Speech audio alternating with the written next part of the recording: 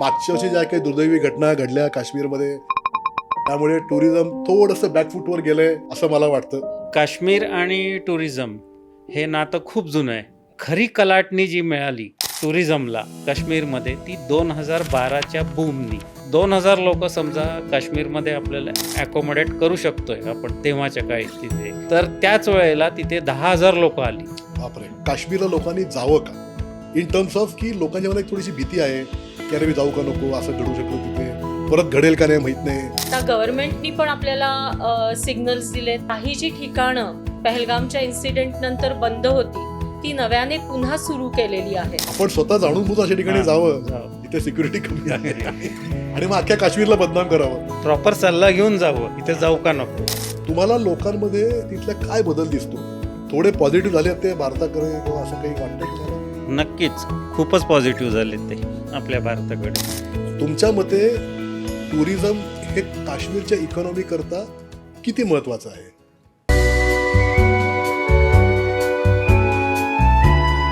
नमस्कार मंडळी, smart traveller podcast सिरीजमध्ये आपलं स्वागत आहे. आपण या पॉडकास्ट सिरीजमध्ये टुरिझममधल्या वेगवेगळ्या विषयांवर बोलतो.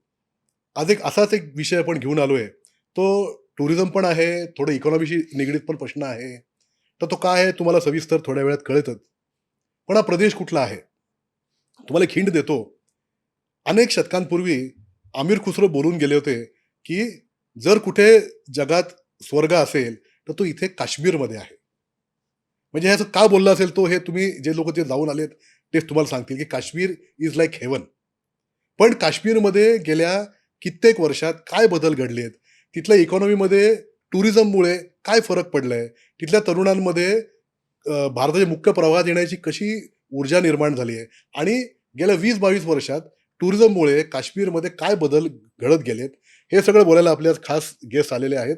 मला वाटतं की त्यांच्यापेक्षा कोणी वेगळं काश्मीरबद्दल बोलायला पुण्यात तरी नसावेत. ते स्वतः गेले 25-26 वर्ष काश्मीरला सातत्याने टूर घेऊन जात आहेत. त्यांनी खूप जवळून काश्मीरची एव्होल्युशन बघितलंय. अगदी काही हजार टुरिस्टपासून काही लाख टुरिस्टपर्यंत जे आता काश्मीरला सीझनमध्ये असतात, हा सगळा प्रवास त्यांनी बघितलेला आहे. तर मी माझ्या गेस्ट इंट्रोडक्शन करून देतो. श्री सिद्धार्थ यादवाड नमस्कार. आणि सौ गौरी यादवाड. नमस्कार. त्यांची एक गौरी ट्रॅव्हल्स म्हणून पुण्यात एक कंपनी आहे. शिवाय त्यांची एक लुमिनस ट्रॅव्हल्स म्हणून काश्मीर श्रीनगर बेस्ड स्वतःची ट्रॅव्हल कंपनी आहे, जे फक्त B2B म्हणजे आमच्यासाठी ट्रॅव्हल एजंट आणि टूर ऑपरेटर मित्रांना काश्मीर करता मदत करतात. असं त्यांचं दुहेरी आहे. पण मी म्हटल्याप्रमाणे सातत्याने काश्मीरला जात आहेत. 25-26 वर्ष त्यांनी बदल बघितलाय जो घडलाय काश्मीरमध्ये. त्यामुळे आपण आज जास्त करून काश्मीरच्या इकॉनॉमीबद्दल बोलूयात आणि असं बघूयात की आपण आपल्या परीने टुरिस्ट या माध्यमातून आपण तिथे काय चांगलं करू शकतो. तर दोघांचंही स्वागत तुमचं या पॉडकास्टमध्ये. थँक्यू. खूप हा छान विषय आहे मला वाटतं, कारण मागच्या वर्षी ज्या काही दुर्दैवी घटना घडल्या काश्मीरमध्ये त्यामुळे टुरिझम थोडंसं बॅकफूटवर गेलंय असं मला वाटतं. मी जे काय टुरिझम मित्रांशी बोललोय त्यांच्याकडून हाच फीडबॅक थोडासा आलाय की कमी लोक जात आहेत तिथे वगैरे वगैरे. तर तुमच्या मते टुरिझम हे काश्मीरच्या इकॉनॉमी करता किती महत्वाचं आहे? नमस्कार. ॲक्च्युली काश्मीर आणि टुरिझम हे नातं खूप जुनं आहे. बरं, तर त्यानंतर 2000 साली काश्मीर सुरू झालं परत. तेव्हापासनं आजपर्यंत आम्ही कंटिन्युअस ग्रुप टूर्स नेत आहोत. आम्ही सगळ्या प्रकारच्या तिथे अडचणी फेस केल्या, अनुभवल्या. 2014पर्यंत 15पर्यंत इव्हन 16पर्यंतसुद्धा कंटिन्युअस, आणि आम्ही ग्रुप टूर्स ह्या सगळ्या केल्या पूर्णपणे आणि अजूनही करत आहोत ग्रुप टूर्स. तर 2000 जसं सुरू झालं तशी आमची टूर सुरू झाल्या काश्मीरच्या. नंतर 2000 ते 2008-9पर्यंत काश्मीरच्या टूर्स या नॉर्मल पद्धतीने सुरू होत्या. म्हणजे काश्मीर फोकस्ड पण नव्हतं काश्मीर टुरिझमवर किंवा दुर्लक्षितही नव्हतं. जैसे ते टूर्स या चालू होत्या. म्हणजे त्याच्यानंतर खरी कलाटणी जी मिळाली टुरिझमला काश्मीरमध्ये ती 2012च्या बूमनी. अच्छा. मार्च, एप्रिल, मे आणि जून हा जो काळ जो आहे तो काश्मीरला इतका बूममध्ये गेला 2012चा. तर त्याच्यामुळे अक्षरशः असं उदाहरण तुम्हाला सांगितलं तर 2,000 लोक समजा काश्मीरमध्ये आपल्याला ॲकोमोडेट करू शकतोय आपण तेव्हाच्या काळी तिथे. तर त्याच वेळेला तिथे 10,000 लोकं आली. बापरे. त्याच्यामुळे अक्षरशः काश्मीरच्या टुरिझमचा पूर्ण बोऱ्या उडाला. तिथे लोकांना राहायला जागा नव्हती. लोक लिटरली बिना बुकिंग करता आले होते तिथे. लिटरली रस्त्यावर राहायची वेळ आली. अशा वेळेला काश्मीरी लोकांनी त्यांना त्यांची घराची दारं उघडली की निदान एक दिवस तरी राहून परत जा, आल्या पावली परत निघण्यापेक्षा. म्हणजे आणि गाड्यांची कमतरता होती, गाड्या कमी होत्या पूर्णपणे. त्याच्यामुळे गाड्याच अवेलेबल नाहीत, कुठल्याही प्रकारच्या गाड्या अवेलेबल नाहीत, ड्रायव्हर्स अवेलेबल नाहीत. ॲट स्टँड स्टील झालं होतं. इन्फ्रास्ट्रक्चर कमी होतं आणि इन्फ्रास्ट्रक्चर tourist कमी खूप आले राहिलं. तेव्हा. हां, आणि टुरिस्ट प्रचंड आले तिथं. तेव्हा काश्मीरी लोकांना जाणवलं की हे आपल्याला बदल केला पाहिजे, ह्याच्यामध्ये आपल्याला खूप स्कोप दिसतोय असं त्यांना स्वतःला जाणवलं. आणि आपल्याकडे इन्फ्रास्ट्रक्चर त्या मानाने कमी आहे ह्याच्यात. आणि ही गोष्ट आपण जर वाढवली तर हे आपलं एक मोठं उत्पन्नाचं साधन होऊ शकतं पुढे जाऊन. त्याच्यानंतर हळूहळू हॉटेल्सही वाढत गेली. आज आपण बघतो भरपूर हॉटेल्स झालेली आहेत आता तिथे. हाऊसबोट्स तर आहेतच भरपूर. गाड्या खूप वाढल्यात. खूप काश्मीरी तरुणांनी नवीन नवीन गाड्या घेतल्या, टुरिस्टसाठी लावल्या. ते स्वतः चालवतात, ड्रायव्हर्स ठेवतात. त्याच्याप्रमाणे सगळं इन्फ्रास्ट्रक्चर वाढलं, हॉटेल्स वाढली, नुसती खायची रेस्टॉरंट्सही खूप वाढली की जेव्हा ती नव्हती. आता ती खूप वाढली हॉटेल्स पूर्णपणे.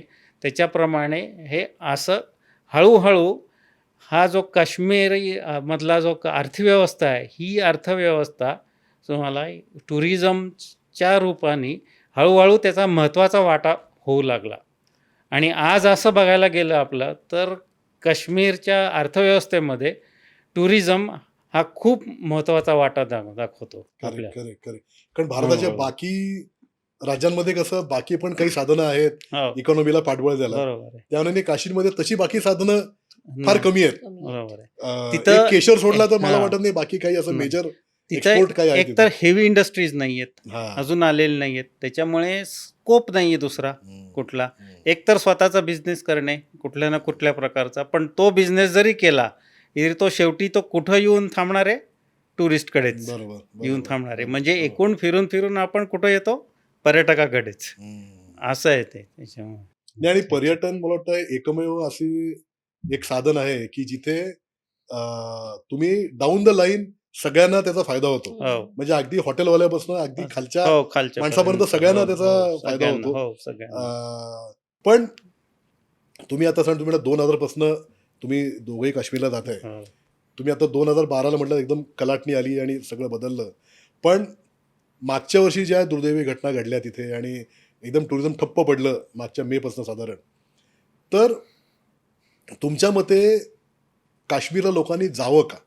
इन टर्म्स ऑफ की लोकांच्या मनात एक थोडीशी भीती आहे की अरे मी जाऊ का नको, असं घडू शकलं तिथे, परत घडेल का नाही माहीत नाही. तर मागच्या वेळीपासून आत्ता पण मी ज्या लोकांशी बोलतोय बाहेर ते म्हणतात अरे जायचं यावर्षी पण जरा कळत नाही काय करू, जाऊ का नको. तर तुमचं रिडिंग काय आहे की जावं का नाही? काश्मीरला लोकांनी जरूर जावं. इतिहास सारखा उगाळत बसण्यापेक्षा असं होईल का, मग तसं होईल का, किंवा हे होईल का, किंवा मीडियाचं ऐकण्यापेक्षा स्वतःचा डोक्याचा वापर करावा ज्यांनी. आणि हा अगदी सोपा मार्ग आहे ह्याच्यात. आणि आमच्यासारख्या लोकांचा सल्ला घ्यावा. आमच्याकडे येऊन सल्ला घेऊ शकतात, ते आणखीन काही प्रश्न विचारू शकतात किंवा ह्या संदर्भामध्ये. आणि काश्मीरला नक्की जावं भीती न बाळगता. आणि गव्हर्नमेंटनी सुद्धा आता सगळे इनिशिएटिव्ह घेतलेले आहेत पूर्णपणे. सुरक्षेची खबरदारी घेतलेली आहे. एवढं सगळं असताना पुन्हा जाऊ का नको असं म्हणण्यात मला तरी काही पॉईंट वाटत नाही. करेक्ट. तुम्ही म्हणता ते बरोबर आहे, लोकांनी जायला पाहिजे वगैरे वगैरे. पण जो मागच्या वर्षी जी घटना घडली ते पण टुरिस्टवर हल्ला झाला, त्यामुळे लोक जास्त घाबरले की जर टुरिस्टवर हल्ला व्हायला लागला तर मग सगळंच कोलमडलं असं लोकांना वाटतं. तर याच्यावर तुम्हाला काय वाटतं की ॲक्च्युअली कसं आहे की बायसरन व्हॅली ही तेव्हा बंद असते जिथे ते झालं, जेव्हा ते हल्ला झाला. एप्रिल साधारण 21 का 22 तारखेला हल्ला झाला, तेव्हा ती बायसरन व्हॅली बंद असते. बायसरन व्हॅलीला तेव्हा सिक्युरिटी नसते. अच्छा. बायसरन व्हॅलीला केव्हा सिक्युरिटी येते, जेव्हा अमरनाथ यात्रा सुरू होते तेव्हाच तिथे सिक्युरिटी येते. तर हे घोडेवाले बाकी डोलीवाले हे यांचं ऐकून तिथं टपऱ्या लावल्या गेल्या खायच्या प्यायच्या. तर आपल्याला टपऱ्या दिसतात बघा व्हिडिओमध्ये तिथं ह्याच्यात. तर टपऱ्या लावल्या गेल्या. घोड्यावाल्यांचं ऐकून आणि टुरिस्ट सरळसोट जायला लागले पोलिसांची डोळेझाक करून. आणि अशा पद्धतीने ह्या गोष्टीचा नक्कीच कुठंतरी गैरफायदा घेतलेला गेला. हा दिसतो. म्हणजे ते लोकांनी बरोबर हेरलं की इथे हेरलं. सिक्युरिटी कमी आहे. सिक्युरिटी नाहीच आहे. नाहीच नसतेच तिथे. हां, तिथे नसतेच. कारण त्यांना माहिती होतं की हीच सिक्युरिटी पहलगाम शहराच्यामध्ये टाऊनमध्ये फुल सिक्युरिटी होती तेव्हा. फक्त बायसरन व्हॅलीला सिक्युरिटी नव्हती आणि तेव्हा नसतेच. आणि ते टुरिस्ट मला वाटतं फार जात पण नाहीत कधी टुरिस्ट बैसारला. हां, बायसरनला टुरिस्ट जातात, नाही असं नाही. पण त्यांना जायला अलाउड आहे अमरनाथच्या वेळेला. अच्छा, इतर वेळेला नाही. नसतं allowed. हां, तर ऑफिशियली आला ऑफिशियली नसतं. अमरनाथचे, कारण तिथे प्रॉपर सिक्युरिटी येते. तिथे टेंट्स लावू शकतात म्हणजे लोकं आपण हे अमरनाथच्या वेळेला काय असं. म्हणतात त्याला वन ऑफ इन्सिडेंट असा पकडू शकतो हां. याला हो, की लोक अशा ठिकाणी गेले, अच्छा. स्वतःचा जीव धोक्यात घालून गेले डोक्यात घालून. असं म्हणायला हरकत नाही हो. आपण की ते जर नॉर्मल ठिकाण फिरले असते पेलगाम मधलं सगळं ते आरू बेताब व्हॅली वगैरे सगळं नॉर्मल फिरले असते तर तर तिथे Maybe त्यांना काही- प्रॉब्लेम नव्हता, कारण सिक्युरिटी आहे तिथे होती. हा खूप महत्वाचा मुद्दा आहे मला वाटतं की आपण स्वतः जाणून बुजून अशा ठिकाणी हां, जावं जावं. जिथे सिक्युरिटी कमी आहे आणि मग अख्ख्या काश्मीरला बदनाम करावं की अरे सगळं आमचं हे चुकीचं आहे ना. राईट. यापेक्षा प्रॉपर सल्ला घेऊन जावं, इथे जाऊ का नको, केव्हा गेलं पाहिजे, करेक्ट करेक्ट. हे correct. सल्ला घेऊन Correct. गेलेलं नक्कीच, जास्त नक्कीच. बरं. केव्हा पण तुम्हाला तिथल्या लोकांमध्ये काय सकारात्मक बदल दिसतात म्हणजे टुरिझम वाढीपासून म्हणजे साधारण आता 2015-16 नंतर आर्टिकल 370 गेल्यापासून मला वाटतं लोकांचं इन्फ्लो बऱ्यापैकी वाढलं आहे काश्मीरमध्ये किंवा गेले 5-7 वर्षात पकडू आपण. तुम्हाला लोकांमध्ये तिथल्या काय बदल दिसतो? थोडे पॉझिटिव्ह झाले ते भारताकडे किंवा असं काही वाटतंय तुम्हाला? नक्कीच खूपच पॉझिटिव्ह झाले ते आपल्या भारताकडे. जेव्हा 370 सेक्शन हा काढला, साधारणपणे ऑगस्ट 2019ला काढला, त्याच्यानंतर काश्मीर काही 2-4 महिने तर बंदच होतं. त्याच्यानंतर लॉकडाऊन लागला, बरोबर. लॉकडाऊनमध्ये जवळपास 1.5 वर्ष गेलं. बरोबर. त्याच्यानंतर 2021च्या एंडला काश्मीर परत उघडलं. अच्छा. तेव्हा आमचा ग्रुप हजरच होता तिथे जसं एंड उजाडला तेव्हा तिथे. तर त्याच्यानंतर 2022 साली काश्मीर 2012च्या पेक्षा दुपटीने बूम झालं. 2022 सगळ्यांना माहिती असेल, जे ग्रुप करता असते त्यांना सगळ्यांना माहिती असेल की कसं बूम झालं. परत शॉर्टेजचीच परिस्थिती निर्माण झाली होती 2022 साली, पण इन्फ्रास्ट्रक्चर त्या मानाने वाढलेलं होतं सगळं. त्याच्यामुळे इतक्या 2012 सारखी सिच्युएशन नाही झाली, पण जवळपास तशी झाली होती. आणि त्याच्यामुळे आता काश्मीरी लोकांचा आपल्याबद्दलचा दृष्टिकोन आणि भारताबद्दलचा दृष्टिकोन हा खूप बदललेला आहे. की हे जर आले नाही लोक आपल्याकडे तर आपण काही करू शकणार नाही, बरोबर. त्याच्यामुळे हे लोक आपल्याकडे येतील ह्या दृष्टीने आपण सकारात्मक गोष्टी करू. ह्यांना जे आवडेल, ह्यांना जे लागेल ते आपण करू. हे आपल्याकडे येणारा जो इन्फ्लो आहे टुरिस्टचा तो वाढेल, ज्याने आपलं उत्पन्न वाढेल. त्याच्यामुळे हा खूपच मोठा सकारात्मक बदल झालेला आहे. तर सिद्धाजी, तुम्ही आता जो एक मुद्दा काढलात की तरुणांना कळलं आहे की आपण मुख्य प्रवाहात असलं पाहिजे भारताबरोबर, त्याचा जास्त फायदा आहे आपला. तर तरुणांना एज्युकेशन हा एक मोठा पूर्वी प्रॉब्लेम होता काश्मीरमध्ये की तिथले मुलं सगळी बाहेर शिकायला जायची जम्मूला किंवा दिल्लीला किंवा अशा ठिकाणी वगैरे. तर त्यात काही बदल तुम्हाला झालेला दिसतोय? हो, नक्कीच खूप मोठा बदल झाला आहे. जेव्हा आर्टिकल 370 काढून टाकण्यात आलं तेव्हा त्याच्यानंतर तिथे शाळा ओपन झाल्या, परत युनिव्हर्सिटी ओपन झाल्या की ज्या वर्षातल्या 8-8 महिने बंदच असायच्या. हरताळ, दगडफेक, हे आंदोलन ते आंदोलन ह्याच्यामुळे ते कायम बंदच असायच्या. ह्या सगळ्या ओपन झाल्या व्यवस्थित, त्यांच्या विंटर सेशनच्या सुट्ट्या सोडून ह्या सगळ्या प्रॉपर ओपन झाल्यात. त्याच्यामुळे ट्युशन्स ओपन झाल्यात परत, की ज्या शिकवण्या ज्या आहेत जसं आपल्याकडे शिकवण्यात तशा तिथेही शिकवण्या आहेत. त्या शिकवण्या सगळ्या पूर्णपणे बंद झालेल्या होत्या, त्या शिकवण्या परत सुरू झाल्या. त्याच्यामुळे काश्मीरी जे मुलं आहेत, कॉलेजमधली मुलं यांना आता परत एक नवीन आशेचा किरण झाला की आपल्याला आता शिकण्यासाठी जम्मूला किंवा भारतात इतर ठिकाणी जायची गरज नाही. आपल्याकडे हळूहळू का होईना पण आपल्याला इथेच राहून आता प्रॉपर शिकता येईल आणि इथेच आपल्याला पुढच्या आयुष्याचा स्कोप हा इथेच आहे. हळूहळू दृष्टिक्षेपात यायला लागलाय. बरोबर. हा एक मानसिक बदल जो असतो हा एक मोठा बदल नाही, तो एक घडून आला. ज्याला इंग्लिशमध्ये ह्याच्यात. फील गुड फॅक्टर म्हणतात ना, हा की आपल्याला थोडं एक फील गुड वाटतं की Feel अरे good. मी कुठे राहतो असं नाही अच्छा. वाटेल पाहिजे की माझं ते छान आहे, इथे मला व्यवस्थित सगळ्या आहे, सोयी हो. सुविधा आहेत. आणि मला त्यांनी- कुठे हलायची गरज नाही आता. त्यांनी माणसाच्या वृत्तीत असं. सुद्धा फरक पडतो, हो, फरक बऱ्यापैकी पडतो. फरक हो. पडतो.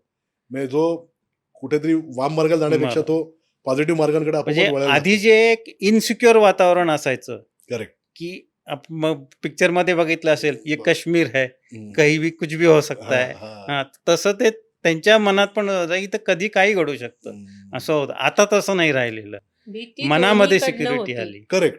म्हणजे जसं आपल्याला असं. जायला भीती होती तशीच त्यांच्याही मनात त्यांनाही वेगळ्या मनात. प्रकारची हा, भीती हा. होती. आणि त्यांना थोडं फीड पण केली होती भीती ती. बरोबर आहे. आणि आता तुम्ही म्हणलात तसं की इकॉनॉमी पण चांगली नव्हती नाही आणि इन्फ्रास्ट्रक्चर चांगलं नव्हतं आणि ते सगळंच असं विशेष बरोबर. सर्कल झाला होता.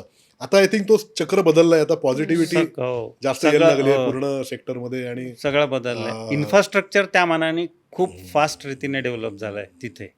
बरेच नवीन नवीन अच्छा. हॉटेल चेंज हो. पण तिथे आता झाले आहेत, हो. चांगले चांगले.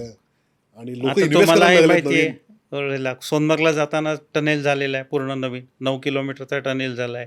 जोजिलाचं काम सुरू आहे की जो घुमरीला कनेक्ट होतो, घुमरी द्रास सेक्टरला म्हणजे लडाखमध्ये. लडाखमध्ये बर. जिथं काश्मीर व्हॅली संपते जोजिलाच्या डोंगराच्या आतनं हा टनेल पूर्ण काम चालू आहे की डायरेक्ट तो घुमरीला निघेल. हा काम पूर्ण म्हणजे लोकांना झालं. श्रीनगर टू अच्छा. लडाख जाणं एकदम सोपं होईल. वर्षभर रोड चालू राहील. वर्षभर राहील. चालू राहील. हा. जो आधी विंटर मध्ये जो बंद बंद असायचा. व्हायचा. तो सुरू होईल असं आहे. त्यामुळे असे बरेच हे झालेत. गुलमर्गच्या गंडोला राईडच्या केबल कार्स वाढल्यात, त्यांच्या सुविधा वाढल्यात. सगळ्या पद्धतीनेच व्यवस्थित व्यवस्थित व्हायला होतंय लागलंय सगळं. ते जास्त टुरिस्टनी जाणं तिथे आणि जाणं या सगळ्याला सपोर्ट महत्त्वाचं. करणं, हो, इनिशिएटिव्हला सपोर्ट करणं हेच आय थिंक हेच. महत्वाचं आहे. आपण थोडंसं आता काश्मीरच्या ह्या टुरिझम साईडला वळू, इन द सेन्स की तिथली ठिकाणं सगळ्यांनाच माहिती आहेत. सोनमर्ग आहे, गुलमर्ग आहे, पहलगाम आहे, श्रीनगर आहे, सगळ्यांना माहितीच आहे. बरोबर. पण काश्मीरचं एक सिम्बॉल जे लोकांच्या लक्षात आहे ते म्हणजे तिथले हाऊसबोट. कारण आय थिंक केरळ सोडले तर बाकी कुठे, केरळचे खूप नंतर आले हाऊसबोट, केरळच्या नंतर खूपच नंतर आले ते. हो, हो. पण काश्मीरच्या जे एक आयकॉनिक हाऊसबोट आहेत, वेगळं स्ट्रक्चर आहे, इंटिरियर्स खूप वेगळ्या प्रकारचे आहेत. पण गेल्या काही वर्षात मी ऐकलं की हाऊसबोट आता एवढ्या चांगल्या नाही आहेत किंवा दल लेकमध्ये वास येतो, ते सुवेज पण त्यातच जात, असं मी खूप काय काय स्टोरीज ऐकलेत. तर तुमचं याच्यावर काय मत आहे की म्हणजे हाऊसबोट मध्ये राहावं न राहावं, की हाऊसबोट काय प्रकारे असतात याच्यावर थोडं तुम्ही सांगितलं तर. नक्कीच. हाऊसबोट बद्दल बोलण्याआधी मी थोडंसं त्याची हिस्ट्री आधी सांगेन की जरूर. हाऊसबोट कन्सेप्ट आली कशी काश्मीरमध्ये. तर पूर्वी डुंगा बोट होत्या ज्यातनं ट्रान्सपोर्ट चालायचा. झेलम नदीतून दल आणि दलमधनं नगीन बरं. असा तो ट्रेड चालायचा. तर 1883 सालची ही गोष्ट आहे साधारण.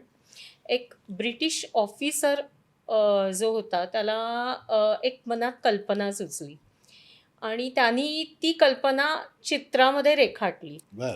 तर ते चित्र त्यांनी एक काश्मीरी पंडित होते, त्यांना ते चित्र त्यांनी दाखवलं आणि त्यांच्याकडे एक 50 फुटाची डुंगा बोट होती. त्याच्यावरती त्या चित्राप्रमाणे त्यांनी हाऊसबोट कन्स्ट्रक्ट करायला सांगितली. तर ती 50 फुटाच्या डुंगा बोटीवरती जे स्ट्रक्चर उभं राहिलं ती हाऊसबोट प्रॉपर म्हणजे 1 बेडरूमची हाऊसबोट त्यांनी तिथे कन्स्ट्रक्ट केली. अशा पद्धतीने ती हाऊसबोट त्यांनी तिथे आणली. पण त्याच्या मागेही एक कारण आहे की त्यांनी त्यांच्या मनामध्ये ही कल्पना का आली. बर. तर त्याचा एक कारण असं झालं की तेव्हाचा जो महाराजा होता, ब्रिटिश इंडियामध्ये राहत असताना ब्रिटिशांना आपल्या इंडियामधली जी हिल स्टेशन्स होती, वेगवेगळ्या हिल स्टेशनला जाऊन रिट्रीट ॲज अ रिट्रीट बरोबर. ते लॉंग ड्युरेशन तिथे स्टे घ्यायचे. तर तसंच त्यांना काश्मीरही भयंकर आवडलं आणि काश्मीरमध्येही त्यांची राहायची इच्छा होती. पण महाराजाच्या लॉप्रमाणे ते तिथे जमीनही विकत घेऊ शकत नव्हते आणि त्या जमिनीवरती घर बांधून राहूही शकत नव्हते. तर या ब्रिटिश अधिकाऱ्यांनी महाराजाला विचारलं, की जमिनीवरती घर बांधायला परमिशन नाही, पण असा काही पाण्याचा लॉ आहे का तुमच्याकडे? तर महाराजाकडे त्याचं उत्तर नव्हतं. त्यांनी सांगितलं नाही. तर मग त्यांनी ती बोट दाखवली आणि अशा बोटीमध्ये आम्ही वास्तव्य केलं तर काही अडचण नाही ना. आ, तर महाराजांनी परवानगी दिली आणि अशा प्रकारे मग ती त्या एकाच्या 2, 2च्या 3 अशा हाऊसबोट्स वाढत तिथून गेल्या. त्या हाऊसबोटचं कल्चर सुरू झालं की बरोबर. पाण्यावर घर बांधणं म्हणजे असं त्यातनं हं, झालं. हं.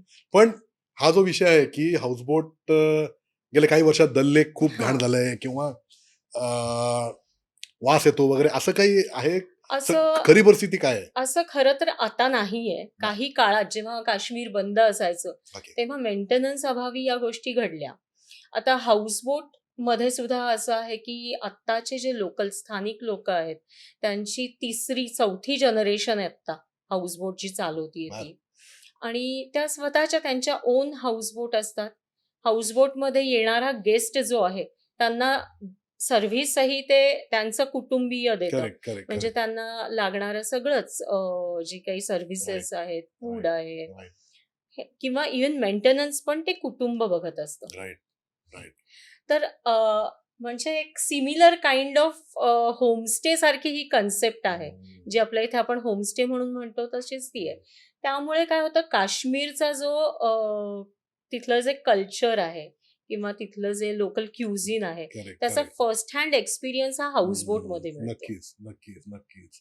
किंवा मी जे फोटो बघितले दर्शक आता बघत असेल, हो. आपण स्क्रोल करतोय तिथले फोटोज वगैरे, ते कोरिओकॉम केलेलं सगळं आतमध्ये हो. वगैरे खूप युनिक आहे. हे मूळ कुठे हॉटेलमध्ये मिळणार नाही बघायला. मूळ जी हाऊसबोट असते त्याचा जो बेस आणि त्याच्या ज्या साईड्स असतात मेन त्याचं साईड्स आहेत ज्याच्यावरती ती उभी राहते तर ते देवदार चं जे लाकूड आहे जे युजली पाण्यात खराब होत नाही बर, बर, त्याच्यावरती ती बांधलेली असते बर. आणि वरचं जे सगळं म्हणजे एक्सटिरियर हे देवनार देवदारचं आहे आणि इंटिरियर जे आहे त्याचं ते अक्रोडच्या लाकडापासून केलं जातं. हो बर. म्हणजे आतमध्ये तुम्ही बघितलं तर ज्या पार्टिशन्स आहेत किंवा सिलिंग आहे किंवा पॅनल्स बसवली जातात हे सगळं बर. वूड कार्व्हिंग जे केलं जातं हे अक्रोडच्या लाकडातून केलं जातं. पण मग किती साधारण 1 बेडरूम 2 बेडरूम अशा हाऊसबोट असतात? 1 बेडरूम पासून 5 ते 6 बेडरूम पर्यंतच्या सुद्धा ओ. हाऊसबोट्स आहेत. बर आणि बर. पूर्वीच्या डुंगा मी जसं म्हटलं डुंगा एक 50-60 फुटाची हाऊसबोट असायची. आताच्या ज्या हाऊसबोट आल्या या जवळजवळ 100 फूट लांबीच्या बर. अशाही आहेत. उंचीला पण त्या मोठ्या आहेत. मग त्याच्यात व्हेरिएशन्स ते लोकं तशी तशी करत गेले. बरोबर बरोबर बरोबर. असं. मग त्यातही प्रकार आहेत की अगदी म्हणजे बेसिक इकॉनॉमी ज्याला हो. म्हणतो आपण, म्हणजे जसं हॉटेलमध्ये 2 स्टार 3 स्टार बरोबर. 4 स्टार 5 स्टार तसं यात पण ग्रेडिंग तसं आहे केलेलं? हो. याच्यामध्ये अच्छा. ग्रेडिंग आहे. अच्छा. याच्यामध्ये अगदी बेस्ट कॅटेगरी पासून प्रीमियम कॅटेगरी पर्यंत म्हणजे जो 5 स्टारचा क्लायंट आहे त्याला प्रीमियम कॅटेगरीची हाऊसबोट किंवा 3 स्टारचा त्याला आपण सुपर डिलक्स कॅटेगरीमध्ये ठेवतो. अशा प्रकारच्या सिमिलर काइंड ऑफ फॅसिलिटीज ज्या हॉटेलला सिमिलर मिळतील हा. अशा हाऊसबोट्स तिथे आहेत. म्हणजे प्रत्येकाने एक रात्र तरी हाऊसबोटमध्ये एक्सपिरियन्स Compulsory राहावं असं जरूर तुमचं? राहावं, जरूर राहावं. जरूर राहावं. हम्म. की जास्त नाही राहून सुद्धा काही हरकत नाही, जास्त राहिलं तर चांगलं. चांगलंच म्हणजे हे प्रत्येकाच्या लायकिंगवर आहे अर्थात. लायकिंगवर आहे. पण मला पर्सनली म्हणाल तर मला आवडेल. हाऊसबोटमध्ये हां. Any time any time any time. जसं हाऊसबोट एक आयकॉनिक सिम्बॉल आहे काश्मीरचं, तसं आय थिंक तिथले 2 खाद्यपदार्थही खूप आयकॉनिक आहेत. हो. म्हणजे जे लोकांनी फक्त ऐकलेले आहेत, पण समहाऊ मे बी त्यातला एक पदार्थ लोकांनी टेस्ट, जो कहवा चहा जो असतो तो कहवा. खूप लोकांनी तो आता हो. बरेच ठिकाणी बाहेर सुद्धा मिळतो. किती ऑथेंटिक आहे मला बाहेरचा माहित नाही. तर ह्या 2 बद्दल हं. थोडं सविस्तर सांगाल का? म्हणजे कहवा प्रत्येकाने ते टेस्ट करावे का नाही? कहवा नक्कीच टेस्ट करावा कारण कहवा करण्याची पद्धत सुद्धा वेगळी आहे. एक आपलं पाणी घेतलंय, चहा टाकलाय, उकळलाय आणि दिलाय असं नाहीये. तर पाण्यामध्ये मूळ त्याच्यामध्ये काही कहवाचे हर्ब्स आहेत. त्यानंतर दालचिनी, वेलदोडा हे पूर्ण उकळलं जातं एका पद्धतीत म्हणजे असं फास्ट नाही. Correct correct. सिस्टमॅटिकली ते एक प्रोसिजरनी ते उकळलं जातं. स्लो बॉइलिंग सारखं. हां. त्यानंतर त्याच्यामध्ये मग तुमची ड्रायफ्रूटची पावडर किंवा ड्रायफ्रूट क्रश करून घातले जातात आणि मेन पदार्थ त्यातला जो आहे तो आहे केशर केशराशिवाय कहवा होत नाही. आ, बरं, ते कहवा तयार झाल्यानंतर सुद्धा आपल्याकडे जशी किटली असते की नाही, तशी किटलीसारखी तिथे एक तांब्याची किटली असते, ज्याला समावार म्हणतात काश्मीरीमध्ये. त्या समावारमध्ये तो कहवा घातला जातो आणि मग तो सर्व्ह केला जातो. खालती असे निखारे ठेवले जातात, जेणेकरून एवढा थंड प्रदेश आहे, तर तो थोडा वेळ का होईना कहवा गरम राहावा, यासाठी ते निखारे खाली ठेवायची एक जागा असते बर, समावारमध्ये. बर, बर. पण मग हा असा काश्मीरमध्ये कुठेही लोक घेऊ शकतात, काय स्पेसिफिक जागा आहे जिथे कहवा नाही, मिळतो? युजली आता कहवा इतका फेमस आहे की तो अच्छा. कुठे मिळतोच, मिळतो? कुठेही मिळतो. आणि केव्हाही गेस्ट पहिले गेले की ॲज अ वेलकम ड्रिंक कहवा नॉर्मली सर्व्ह गावात होतो. असतो. आणि तो प्रत्येकाने आय थिंक ट्राय करावा. प्रत्येकाने एकदा तरी तो युनिक ट्राय आहे, असं करावा. बाकी कुठे बरोबर. भारतात मिळत नाही. बरोबर. तसंच एक युनिक आणि काश्मीर स्पेसिफिक असं आहे म्हणजे वाजवान. वाजवान. तर वाजवान म्हणजे नक्की काय असतं? म्हणजे ते एक पदार्थ आहे का काय एक्झॅक्टली आहे आणि ते कुठे मिळेल आपल्याला? वाजवानचा जो अर्थ आहे, तो वाज म्हणजे शेफ, मुख्य शेफ आणि वान म्हणजे ठिकाण. बर. आणि वाजवान हे एक शाही भोजनाचा प्रकार येतो. वाजवान युजुअली असं रेग्युलर घरामध्ये बनतं असं नाहीये. बर. ते एका स्पेसिफिक कार्यक्रमासाठी, काही ओकेजन असेल, लग्न समारंभ असेल, ओके. अशा वेळीच वाजवान सर्व्ह करतात. आणि वाजवानमध्ये 7 ते 36 प्रकारचे पदार्थ तुम्हाला मिळतात. म्हणजे थाळीच आहे ऑलमोस्ट ती. हो. आणि मेनली त्याच्यामध्ये नॉन-व्हेज सर्व्ह केलं जातं. त्याच्यामध्ये रिश्ता आहे, त्यानंतर रोगन जोश आहे, याखनी. याखनी म्हणजे एक दह्याची ग्रेव्ही असते आणि त्याच्यात मग मटण बॉल्स वगैरे असं सगळं घालून ते करतात. तर अशा वेगवेगळ्या प्रकारचे असे त्यांचे 36 पदार्थ बर. तुम्हाला नॉन व्हेजिटेरियन डिशमध्ये मिळतात. तसंच व्हेजिटेरियन डिशेस पण आहेत त्याच्यामध्ये. याखनी लोटस स्टेम्सची, बर. त्याला नद्रू म्हणतात काश्मीरीमध्ये, नद्रू याखनी. ती पण फेमस आहे. आणि वेगवेगळ्या प्रकारचे साग, म्हणजे आपल्या वेगवेगळ्या पालेभाज्या. हम्म. काश्मीरमध्ये मोस्टली भाज्या पाण्यावर उगवतात. बर बर तर बर. साग जे प्रकार आहेत ते व्हेजिटेरियन डिशेसमध्ये येतात. त्यानंतर दम आलू फेमस आहे, काश्मीरी दम आलू, हो हो. काश्मीरी पुलाव, हे सगळे व्हेजिटेरियन मध्ये येतात. आणि आणि मला वाटतं प्रत्येकाने एकदा तरी एकदा हे तरी पदार्थ टेस्ट करावेत. खरंय. काश्मीरला गेलात आणि हम्म. रोज दाल हो. रोटी आणि असलं काही खाण्यापेक्षा हे पण जरा, हम्म. त्याशिवाय तुम्हाला ती संस्कृती कळत नाही. तुम्ही कळत जर बरं. तिथं लोकल खाल्लं नाही ना. बरोबर. आय थिंक तेवढंच महत्वाचं तिथल्या ज्या हँडीक्राफ्ट किंवा हस्तकला हम्म. म्हणतो आपण, पश्मिना शाली असतील किंवा अजूनही बरंच काही आहे, तर ते लोकांनी काय बघावं आणि काय खरेदी करावं, असं हम्म. तुमचं काय सजेशन आहे? आता काश्मीरमध्ये जे प्रॉडक्ट बनतं, हे खूप ऑथेंटिक आणि ओरिजिनल प्रॉडक्ट बनतं. जसे हाऊसबोट मी म्हटलं तुम्हाला, की पिढ्यानपिढ्या त्याच्यात आहेत. बरोबर. तसंच ह्याच्यामध्ये सुद्धा त्यांच्या पिढ्यानपिढ्या आहेत. आता 3री 4थी जनरेशन त्याच्यात काम करतेय. पश्मिनामध्ये किंवा पश्मिनावरती ज्या एम्ब्रॉयडरीज तयार होतात, सुजनी वर्क म्हणतात त्याला, सुजनी आहे, किंवा आरी वर्क, जे जरीच्या धाग्यानी केलं बर जातं. बर त्यानंतर काणी शॉल. काणी शॉल आता सध्या खूप प्रचलित आहे. अमिताभ बच्चन ब्रँड अँबॅसेडर आहेत हो. काणी शॉलचे. बर. आणि काणी शॉल आपल्या भारताशिवाय बाहेरही एक्सपोर्ट केली जाते. त्यामुळे नवीन जनरेशन जी आहे या लोकांची, आर्टिझन्सची, ती नवीन जनरेशन पण आता ह्याच्यामध्ये इंटरेस्ट त्यांचा डेव्हलप होतोय म्हणजे.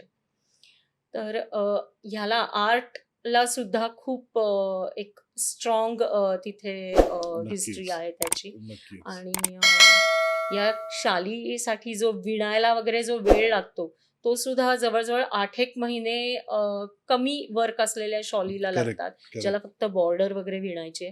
पण पूर्ण शॉल जर भरायची असेल तर 3-3, 4-4 वर्ष हे कारिगीर काम करत असतात. मग त्याच्या किमतीही तशाच असतात. पण मग नॉर्मल लोक ही गोष्ट घेतीलच असं नाही.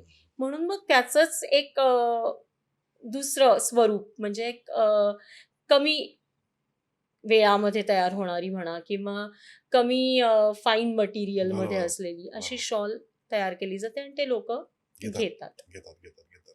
तसाच एक प्रकार म्हणजे पेपर मिशी. बर.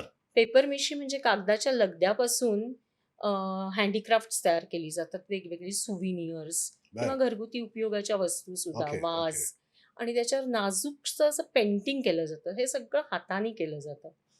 ह्या पण सुद्धा यासाठी आर्टिजन्स तिथे आहेत अजून हां, हे सगळे आर्टिझन्स आहेत अजूनही तिथे. आणि म्हणजे अशाच पिढ्यानपिढ्या हे चालू आहे त्यांचं काम. वा वा वा आय थिंक प्रत्येक पर्यटकाने तुम्ही जसं म्हणलात तसं काश्मीरला एकदा तरी जायलाच पाहिजे. हो. उगाच काय ते मनात भीती बाळगून नकारगंट मारण्यापेक्षा जाऊन यावं एकदा. आणि तिथे गेलं की हे या अशा गोष्टी या सगळ्या गोष्टी अनुभवायला अनुभवायला पाहिजेत अनुभवायला पाहिजेत त्या सगळ्या. टुरिझमशी रिलेटेड एक जो मागच्या वर्षी लोकांना गर्दीचा थोडा त्रास झाला किंवा गुलमर्गला वाटतं गोंधळ तिकीट नाही मिळेल लोकांना बरेच वेळा. तर आता ह्याच्यावर काही सोल्युशन त्यांनी काढलंय आता जेणेकरून ह्या वर्षी गंडोलावरती जरा प्रॉब्लेम सॉल्व्ह होतील अशा ह्यानी. गंडोलावरती सोल्युशन आता रिसेंटली आलेलं आहे. म्हणजे त्यांनी त्याचा जो कोटा होता तो अच्छा 6,000 वरून आता 9,000 पर्यंत केला. त्याची कपॅसिटी वाढवली आहे. त्याच्यामुळे आता तो प्रॉब्लेम लोकांना येणार नाही येऊ असं नये येऊ नये अपेक्षा आहे अशी. अपेक्षा आहे. हा कारण मला वाटतं तो एक मोठा अट्रॅक्शन आहे. हो. गुलमर्ग गोंडोला काश्मीरला गेला तो एक मोठं बरोबर. अट्रॅक्शन आहे सगळ्यांचंच तिथे. कारण 2 फेज आहेत तिथे, करेक्ट गुलमर्ग टू खंडूर आणि Correct. खंडूर टू अपर्वत, एकच असे मिनिट. 2 फेज आहेत तिथे. राईट राईट राईट आणि सगळ्यात महत्वाचं म्हणजे आता जे काही GDCने केले की 30 दिवस आधीच फक्त गोंडोलाचं तिकीट ओपन होईल, एक महिना आधीच. 1 महिना आधी. अच्छा असं.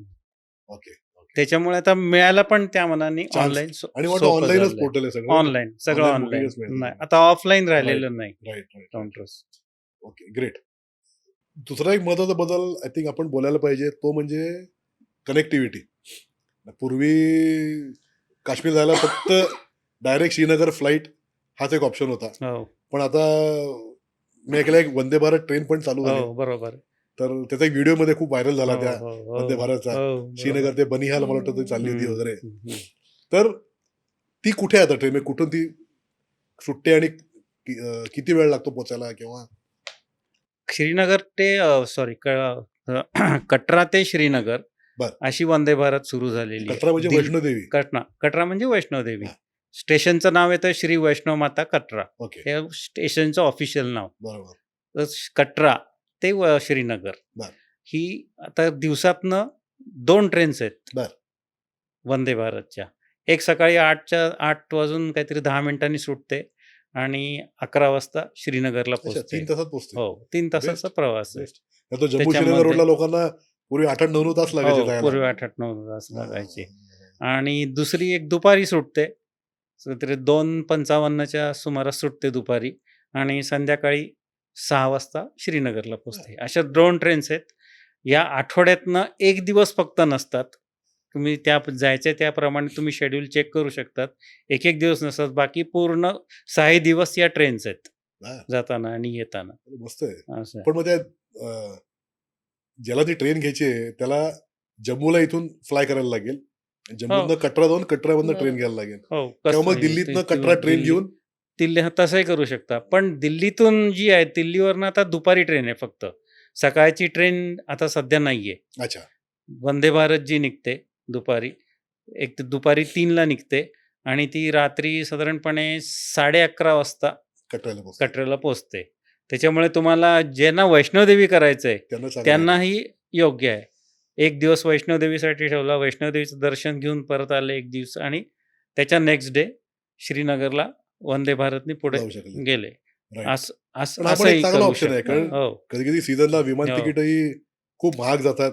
हो 20,000 25,000च्या हो, पुढे हो, तिकीट असतात हो. कधी कधी. तर बरोबर हा एक आहे. चांगला आहे. ट्रेननी हो. जाऊन वेळ जास्त जाईल पण वेळ जास्त जाईल. पैसे खूप असतात. हो, हो हो. हो आणि वंदे हो. भारत चांगलीच आहे कारण ती हो. ट्रेन खूप कम्फर्टेबल आहे आणि ग्रेट. आणि दुसरा पण एक ऑप्शन आहे की ज्यांना वैष्णोदेवी करायचं नाहीये किंवा झालेलं आहे ज्यांचं, ते दिल्लीवरनं जम्मू राजधानी घेऊ शकतात पहाटे.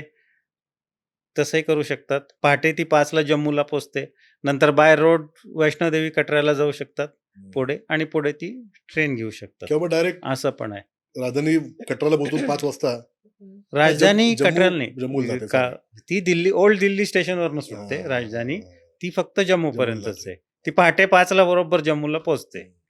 चला. तिकडनं बाय रोडनी हार्डली अर्धा तास लागतो. आता रोड एक्सलंट कटरा झालेला जायला आहे. अर्धाच लागेल. हो, काही लोक असे मॅक्झिमम जाऊ शकतील ना, दिल्ली मॅक्झिमम जम्मू अर्धा राजधानी तास. जाऊन तिथून कटरा जाऊन कटऱ्याला कटऱ्यावरनं जाऊन कटऱ्यावरनं वंदे भारतनी हा.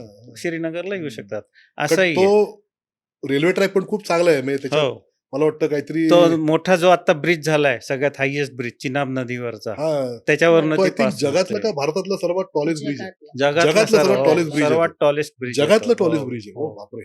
त्याची तो उंची आयफेल टॉवर पेक्षा पेक्षा हाईट. हो का?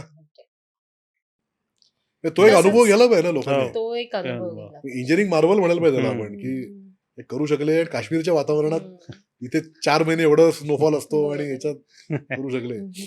Great great great great. आता जसं मॅडमनी सांगितलं तुम्हाला, की बाकी सगळं ओपन झालेलं आहे. मी अजून एक सांगू इच्छितो तुम्हाला, की उरी सुद्धा आधीच ओपन झालेलं आहे. उरी आता कशासाठी फेमस आहे हे तुम्हाला सगळ्यांना माहिती आहे. वेगळं काही सांगायची गरज नाही. श्रीनगरपासून साधारणपणे 3.5 तासाच्या अंतरावर बारामुल्ला डिस्ट्रिक्ट येतं. बारामुल्लामध्ये बारामुल्ला, उरी, कुपवाडा हा सगळा भाग येतो ह्याच्यात. तर तिथे उरीमध्ये एक आपला जुना आहे ब्रिज आहे. 80 मीटरचा ब्रिज आहे तो. त्याला अमन सेतू नाव आहे त्याचं. तिथे उरी मिलिटरी स्टेशन आहे, त्याच्या जवळच आहे तो. तिथे आपला आपण त्या ह्याच्यापर्यंत जाऊ शकतो, गेटापर्यंत. आता तो आपला तर क्रॉस रोड बॉर्डर्स बंद आहेत त्या. दोघांचे गेट्स बंद आहेत. समोर 80 मीटरवर तुम्हाला पाकिस्तान दिसतं तिथे. अच्छा अच्छा. ॲक्चुअली याचा तो अमन सेतूचा उपयोग पूर्वी खूप व्हायचा, जेव्हा आपले संबंध चांगले होते दोन्ही देशांमध्ये. तेव्हा आपलं काश्मीरमधनं तिकडे अक्रोड जायचा, बदाम जायचा, केशर जायचा आणि पाकिस्तानवरनं लसूण, कांदा, बटाटा हे पाकिस्तानवरनं श्रीनगरला यायचं. पण व्यापार नंतर तो काही तणावामुळे ह्याच्यामुळे तो व्यापार आता बंद झाला आहे. दोघांचे गेट्स बंद झालेत. पण तुम्ही आपल्या गेटाच्या जवळपास जाऊन तिथे जाऊन उभं राहू शकता. तिथे तुम्ही एन्जॉय करू शकता. हे सगळं तुम्ही करू शकता. म्हणजे आवर्जून उरीला जाऊन या. आणि अजून एक उरीमध्ये सांगायचं ठिकाण म्हणजे तिथे आर्ट अँड क्राफ्ट स्कूल आहे उरीला. तिथे तुम्ही 3 मजली स्कूल आहे मोठं, की जिथं ॲक्चुअली आर्ट अँड क्राफ्ट आहे कसं करायचं, काय करायचं. आणि सगळ्यात महत्त्वाचं म्हणजे श्रीनगरमधली जी कारिगिरी आहे, त्याच्यापासून साधारणपणे थोडी वेगळी कारिगिरी आहे तिथे. म्हणजे जसं आपण म्हणतो आता महाराष्ट्रामध्ये पुणे, मुंबईचे आपण वेगळे दिसतो.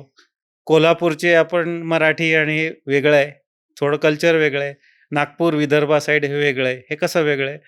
तसंच त्याप्रमाणे J&K मधलं हे श्रीनगरपासनं उरी, बारामुल्ला हे साधारणपणे खूप वेगळं आहे. फरक आहे, वेगळं आहे. त्यामुळे तिथे पण जाऊन तुम्ही आलं पाहिजे एकदा. आणि त्या अमन सेतूला ॲटलिस्ट भेट देऊन या तिथे. तसंच आता झेडमोर बोगदा जो झालाय सोनमर्गला, तो सोनमर्गसाठी महत्वाचा आहे. कारण बरं. सोनमर्गला विंटरमध्ये रस्ते बंद व्हायचे. आता या बोगद्यामुळे एक असं झालंय की तुम्ही विंटरमध्ये सुद्धा सोनमर्गला पोहोचू शकता. बरं. आणि ज्या स्नो ॲक्टिव्हिटीज आपल्याला गुलमर्गला मिळतात, त्या सगळ्या स्नो ॲक्टिव्हिटीज आता सोनमर्गलाही आपल्याला इझिली अवेलेबल हो होतात. बरं. आणि विंटरमध्ये हॉटेलच्या बाहेरच जवळ बर्फ मिळतो. जसं की आपल्याला इकडे गुलमर्गला गंडोल्यानी वरती जावं लागतं आणि मग ॲक्टिव्हिटीज मिळतात. तर सोनमर्गला आपल्याला हॉटेलच्या जवळच बर्फ आहे आणि बर्फावर या ॲक्टिव्हिटीज मिळतात. ATV बाईक्स आहेत तिथे, स्नो बरं. स्कूटर्स आहेत बरं. आणि स्लेजिंग वगैरे हे जे जुने ॲडव्हेंचरचे आहेत ते प्रकार आहेत आहेतच, ते ते आहेतच. आहेतच. म्हणजे विंटरलाही आता या टनल्समुळे मला वाटतं आणि ट्रेन्समुळे हो. विंटरलाही जायला त्यामुळे आता सोपं झालं. सोयीचं झालंय खूप. सोयीचं खूप झालं. सोयीचं झालं. मला वाटतं आता आपण जे काय बोललोय काश्मीरबद्दल, इकॉनॉमीबद्दल, टुरिझमबद्दल आणि जे सकारात्मक बदल काश्मीरमध्ये घडले आहेत, जेणेकरून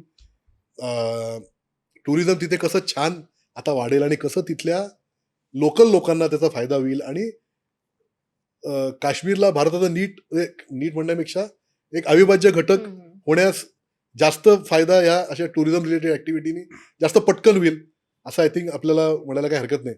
तर तुमचं दोघांचेही टुरिस्ट आणि जनरल टुरिस्ट आणि ट्रॅव्हल एजंट दोघांनाही तुमचं काय म्हणणं आहे की तरी लोकांना काश्मीरला पाठवावं का नाही पाठवावं, थांबावं का काय, तुमचं काय म्हणणं आहे? एक आव्हानसारखं तुम्ही जर करू शकलात सगळ्या, कारण ट्रॅव्हल एजंटचाही महत्वाचा रोल असतो. कित्येक ट्रॅव्हल एजंटला ग्राउंड सिच्युएशन माहिती नसते, की काय मी तुम्हाला हाऊसबोटचं विचारलं की वास येतो वगैरे, हे मला कित्येक एजंटनी पण सांगितलेलं आहे. हे बदल घडलेले खूप लोकांना माहिती नसतात. बरोबर, माहित नसतं. हा, माहित नसतात. तर तुम्ही असं काही एक आपल्या दर्शकांना काही असं एक आव्हान करू शकता का, की नक्कीच. प्लीज. काश्मीर हा भारताचा एक अविभाज्य भाग आहे आणि भिन्न संस्कृती आणि सौंदर्याने नटलेला जो काश्मीर आहे तो आपल्या भारताचा क्राऊन आहे. नक्कीच. माणसांविषयी जर बोलायचं झालं तर माणसांविषयी न बोलता तो ज्याचा त्याचा एक अनुभव आहे तो त्यांनी तिथे जाऊन तो माणूस अनुभवावा आणि नक्कीच त्यांना त्याचे सकारात्मक अनुभव मिळणार आहेत. बरं, आता गव्हर्नमेंटनी पण आपल्याला सिग्नल्स दिलेत की काश्मीरच्या पर्यटनासाठी आता त्यांनी ग्रीन सिग्नल दिलेले आहेत आपल्याला. नक्कीच. आणि आता रिसेंटली कालच काही जी ठिकाणं पहलगामच्या इन्सिडेंट नंतर बंद होती ती नव्याने पुन्हा सुरू केलेली आहेत. बरं. त्यामुळे मी सर्वांना असंच म्हणीन की देश देखो कश्मीर आओ क्या बात है, आणि क्या बात. ये वादिया ये फिजाए बुला रही है तुम्हें. Very nice, very nice. आणि मला वाटतं ते म्हणले त्यामुळे की मीडियावर अवलंबून राहण्यापेक्षा तुमच्यासारख्या हो, तज्ञ किंवा लोकांनी हो. विचारावं, त्याप्रमाणे आयटनरी आणि प्रोग्राम तज्ञ बनवावा. लोकांच्या सल्ल्यानीच तिथे नक्कीच, जावं नक्कीच. जेणेकरून त्यांना तिथे काही नाही, ऑप्टिमम एक्सपिरियन्स मिळत असेल तुम्हाला, बरोबर. तर तज्ञ लोकांचा सल्ला घेऊन जाणं कधीही बेटर आहे. Yes. ग्रेट. तर दर्शको, तुम्हाला आजचा एपिसोड कसा वाटला आम्हाला नक्की सांगा. हा खूप ज्वलंत विषय आहे, आम्हाला सगळ्यांनाच माहिती आहे, पण ह्याच्यावर काहीतरी करणं माझी पण खूप इच्छा होती आणि या दोघांनी पण त्याला खूप सकारात्मक दृष्टिकोन दिला. कारण काश्मीर हा भारताचाच भाग आहे आणि जेवढे आपण तिथे जाऊ तेवढाच तो पटकन भारतात इंटिग्रेट होईल, तेवढाच तो जास्त मेनस्ट्रीममध्ये यायला त्या लोकांना पण जास्त सोपं होईल. तर तुम्हाला कसा वाटला विषय नक्की सांगा कॉमेंट्समध्ये. तुम्हाला जर काही वेगळे विषय हवे असतील तेही आम्हाला सांगा, आम्ही पुढच्या एपिसोड्समध्ये तो घ्यायचा प्रयत्न करू. आणि तुमच्या मित्रपरिवारामध्ये पण हा पॉडकास्ट शेअर करा, जेणेकरून ते पण यावर्षी काश्मीरला नक्की ट्रिप प्लॅन करतील. सर्वात महत्त्वाचं म्हणजे आमचा चॅनल लाईक आणि सबस्क्राईब करायला नक्की विसरू नका. धन्यवाद.